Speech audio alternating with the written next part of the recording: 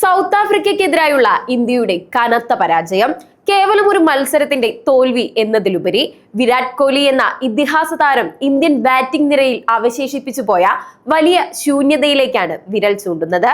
188 runs എന്ന വിജയലക്ഷ്യം പിന്തുടരുമ്പോൾ കൃത്യമായ ഇടവേളകളിൽ വിക്കറ്റുകൾ വീണതോടെ ഇന്ത്യ അമ്പെ തകരുകയായിരുന്നു. ഇത്തരം സമ്മർദ്ദഘട്ടങ്ങളിൽ ഒരറ്റത്ത് വിക്കറ്റ് പോകാതെ കാത്തു സൂക്ഷിക്കുകയും സ്ട്രൈക്ക് റൊട്ടേറ്റ് ചെയ്ത് ഇന്നിംഗ്സ് കെട്ടിപ്പടുക്കുകയും ചെയ്യുന്ന കോഹ്ലിയുടെ റോൾ ഇന്നത്തെ യുവനിരയിൽ ആർക്കും ഏറ്റെടുക്കാൻ സാധിച്ചില്ല എന്നതാണ് യാഥാർത്ഥ്യം. 2024 T20 ലോകകപ്പ് ഫൈനലിൽ ഇതേ സൗത്ത് ആഫ്രിക്കയ്ക്കെതിരെ തകർച്ചയിൽ നിന്നും ഇന്ത്യയെ കരകയറ്റി 76 റൺസ് നേടി കിരീടം ചൂടിച്ച കോഹ്ലിയുടെ പോരാട്ട വീര്യം ആരാധകർ ഇന്നലെ ഒരുപാട് മിസ് ചെയ്തു.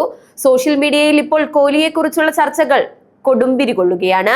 രാജാവ് പോയതോടെ സിംഹാസനം ഒഴിഞ്ഞുകിടക്കുന്നു എന്ന രീതിയിലുള്ള പ്രതികരണങ്ങളാണ് ആരാധകരിൽ നിന്നും വരുന്നത്.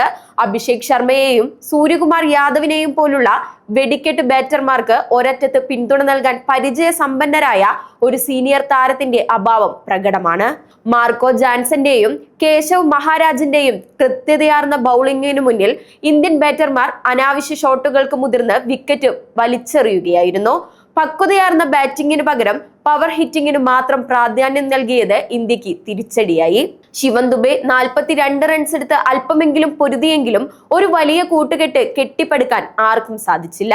ബൗളിംഗിൽ ബുംറ തന്റെ ജോലി കൃത്യമായി നിർവഹിച്ചെങ്കിലും ബാറ്റിംഗ് നിരയുടെ പരാജയം ഇന്ത്യയെ വൻ തകർച്ചയിലേക്ക് നയിച്ചു. സെമി ഫൈനൽ പ്രതീക്ഷകൾ നിലനിർത്താൻ ഇനിയുള്ള മത്സരങ്ങളിൽ ഇന്ത്യക്ക് ഈ കോഹ്ലി വിടവ് നികത്തിയേ തീരൂ.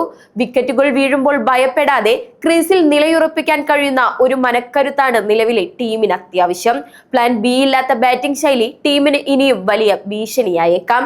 വരാനിരിക്കുന്ന നിർണായക പോരാട്ടങ്ങളിൽ ഈ പിഴവുകൾ തിരുത്തി ഇന്ത്യ കരുത്തോടെ തിരിച്ചു വരുമെന്ന് തന്നെ നമുക്ക് പ്രത്യാശിക്കാം.